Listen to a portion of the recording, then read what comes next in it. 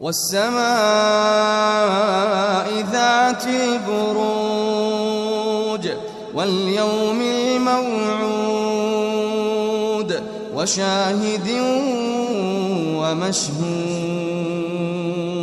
قتل أصحاب الأخدود النار ذات الوقود إذ هم عليها قعود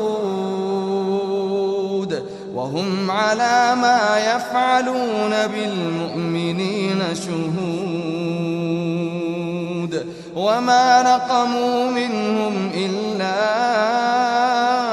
أن يؤمنوا بالله العزيز الحميد